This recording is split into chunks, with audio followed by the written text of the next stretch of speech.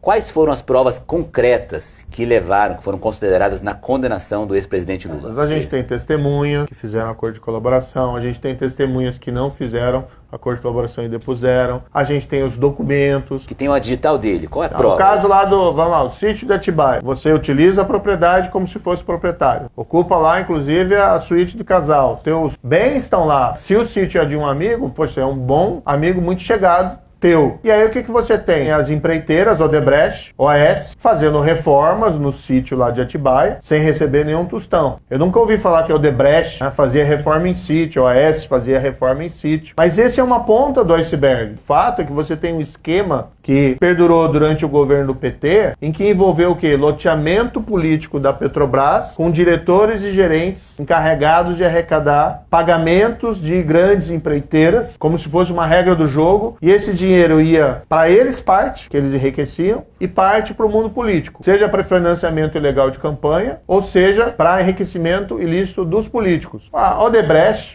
fez aquele acordo e revelou, o João Santana falou isso também, o Antônio Palocci falou isso, palavras deles, e tem documentos que foram apreendidos antes da colaboração, que o PT tinha uma caixa, uma espécie de uma conta corrente, com a Odebrecht de 200 milhões de reais. Estava lá no programa especial italiano, que é um documento que foi apreendido antes. E aí você tem que fazer as interpretações e depois eles confirmaram esse conteúdo. E segundo eles mesmos, eram provenientes de trocas. E existiam provas concretas dessas testemunhas que fizeram delação premiada, né? Assim, eu pergunto, e-mails, conversa de WhatsApp, coisas que eles pudessem comprovar que de fato essas... Não, veja, ninguém é condenado com base na palavra de um colaborador. Isso. Sempre tem que ter prova de corroboração. Na época foi tudo divulgado, a gente publicou inclusive esse programa especial italiano, estava lá, italiano era o Palocci, e o próprio Marcelo Abrão, italiano era o Palocci. E tinha um documento que tinha sido apreendido antes, não foram documentos que eles entregaram com a colaboração, eles tinham sido encontrados antes. Mas você tem um fato objetivo,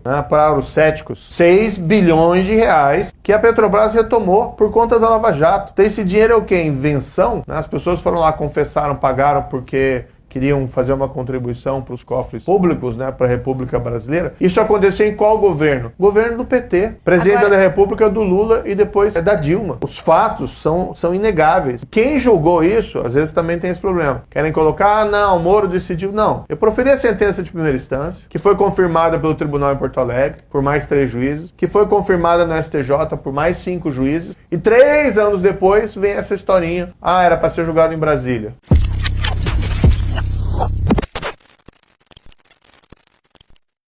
Quai, seu app de vídeos curtos.